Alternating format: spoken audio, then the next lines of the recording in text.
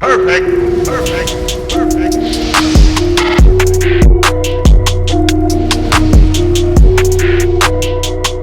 What is going on, everybody? I go by RB, and this is Philly Take with RB. You guys know what to do already. Smash that like button, hit that subscribe if you're new, and ding that notification bell so you're instantly notified whenever I upload or go live. And today we are back with our second game preview of the season. The Philadelphia Eagles come off a disappointing loss in comeback fashion against the Washington football team in the opener, and they go against the 1-0 LA Rams, who defeated our division rival, the Dallas Cowboys, on Sunday night. The Rams travel to the link at 1 p.m. on Sunday, and it's going to be a pretty good game in my opinion.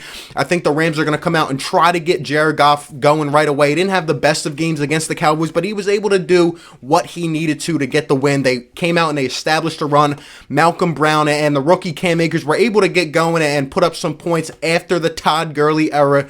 The LA Rams are definitely going to try to let their run open up their pass, and I could see them just trying to get that offense smooth and flowing throughout the game. But the Eagles defense, on the other hand, had a pretty impressive performance week one, and I expect them to build off of that and come out very, very strong here in week two. The Eagles are looking to get a plethora of guys back from injury. We're hearing that Miles Sanders is expected to play. Disappointing after missing week one, but we need him back desperately. We need to run the ball. Lane Johnson will be much needed if he can play. A lot of protection on that right side. Brandon Graham's expected to come back. Derek Barnett and Javon Hargrave on the defensive line are expected to make their first performances of the year, and I'm really excited. I hope we can stay healthy, and I hope these guys can stay on the field and come back, because our healthy roster can be dangerous. But let's get into this game. Let's talk about some keys to the game.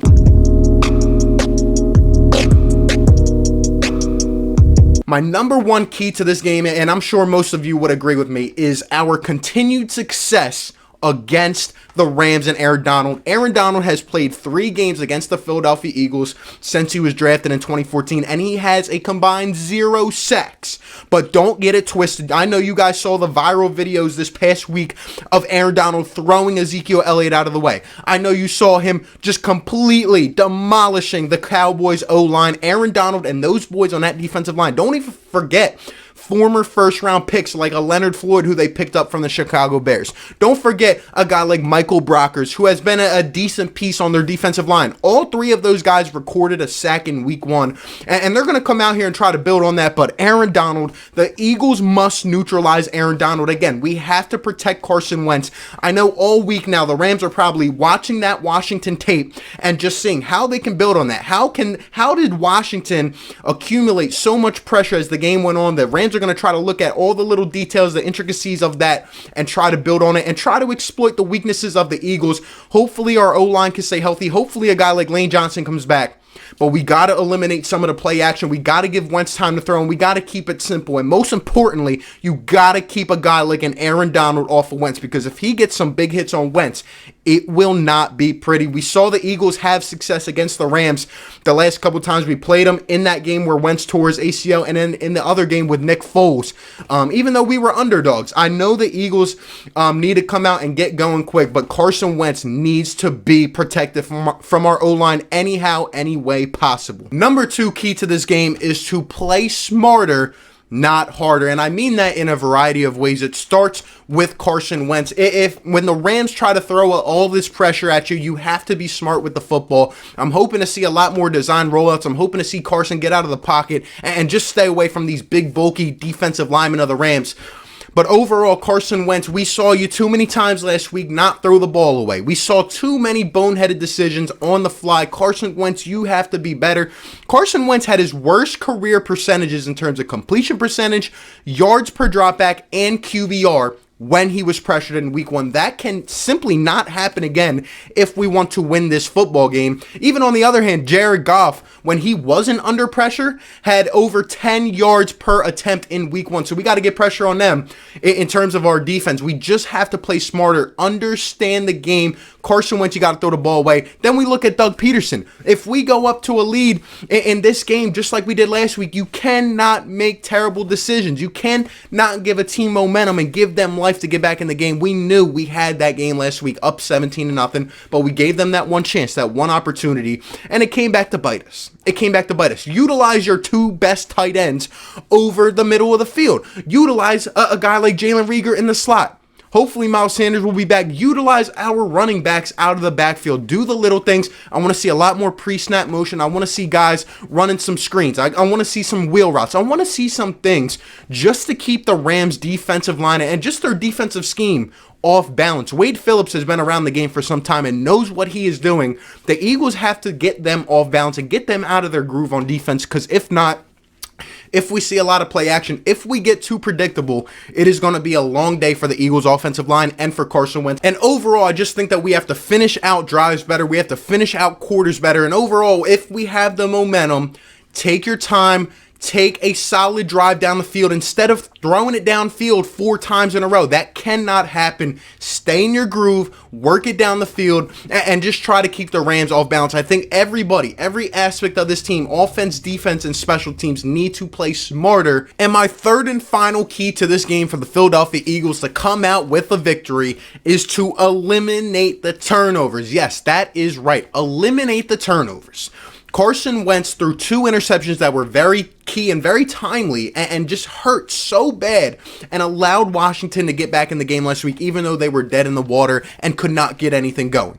Carson Wentz also fumbled the ball twice because he held on to it too long and lost one of those fumbles as well. That cannot happen. We have to get rid of the ball. And overall, the Carson Wentz that we know, that can be elite, you cannot make those decisions now in year 5. You have to improve a lot upon that. I'm telling you, we cannot turn the ball over. Do you guys know, and I said this in the postgame, Washington football team, they put up 27 unanswered points on the Eagles as we did not score in the second half, but the longest scoring drive of the entire day was 48 yards. Their longest drive was less than half of the field in which they scored. That cannot happen.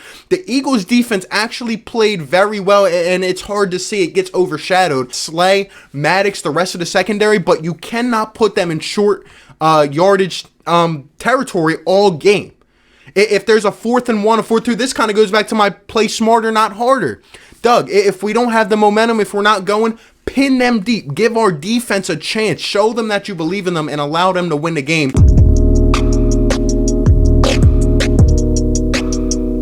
My 2 standout Eagles this week are Miles Sanders and Zach Ertz. I think Miles Sanders, even though it was disappointing that he missed week 1, is going to be able to come back, and we saw what he was able to do last year. We're expecting a huge upscale from Miles Sanders in his sophomore season, and I think he's going to be a stud and one of the key components, maybe one of the main elements, probably the main element to this offense. As we know, Doug Peterson has been highly criticized for not running the ball. He will get back to that this week, and Miles Sanders will see a ton of action on the ground and in the backfield. I think Miles Sanders is going to have over 100 rushing yards and maybe even 40 to 50 receiving yards and a touchdown or 2. I think Miles Sanders is going to be a key part of this game.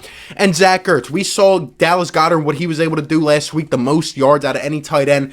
Zach Ertz is going to have to come back. We saw a key drop. We just saw a bad performance, and he was not utilized the best way possible. I think Zach Ertz is going to come back and tell everyone to simmer down and calm down. I could see Ertz going off for 80 to 100 yards this game and getting a touchdown. I think Zach Ertz is going to be huge, and they're going to have to worry about our speed on the outside.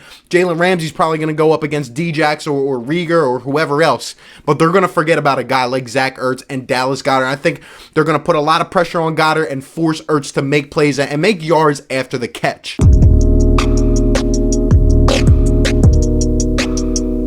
Now I want to talk about our breakout Eagle. We pick one guy a week who we think might be underrated or being overlooked, who's going to step up. This week, I'm actually going to pick an interesting one. I'm going to say Nickell Robey-Coleman. He played a decent game in week 1.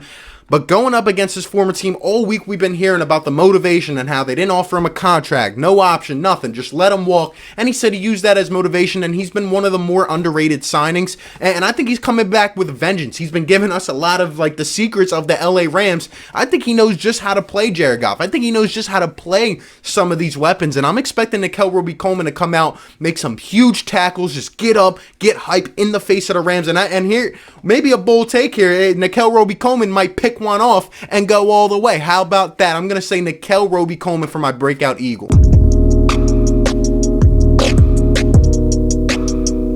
And now I want to add a hot take. I forgot to do this last week, but we're going to add one each week. A hot take, just something bold, out of your comfort zone, something crazy that could happen every single week. Because, we have the hottest of the hot takes here on this channel.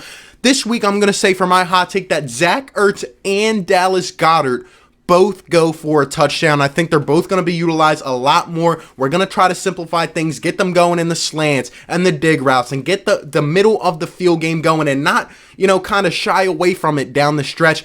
I think our wide receivers could have a little bit of a tough time against these corners of the Rams, but our guys over the middle of the field, on the curl routes, everything else, and especially in a red zone, you're going to see Zach Ertz and Dallas Goedert a lot more. I think they both come out of this game with a touchdown. Perfect. Perfect. Perfect. And now for our score prediction. Yes, I think the Eagles had a terrible performance in the second half last week and let a lot of us down, but as they usually do, coming off a bad loss like that, they usually come out and rebound well. I think Doug Peterson will listen to all the outside noise and everybody that's telling him to run the damn ball. I think he'll get a lot more of that incorporated, especially if Miles Sanders is back with this squad.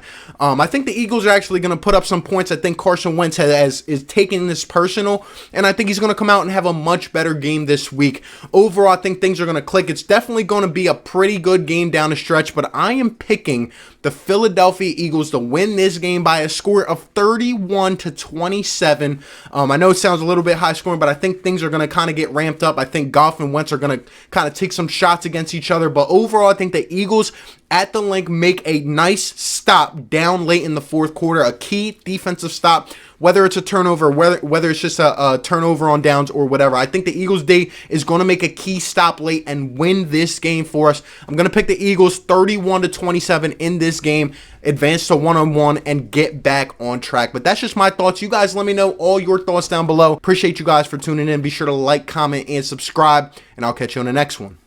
Peace. Perfect. Perfect. Perfect.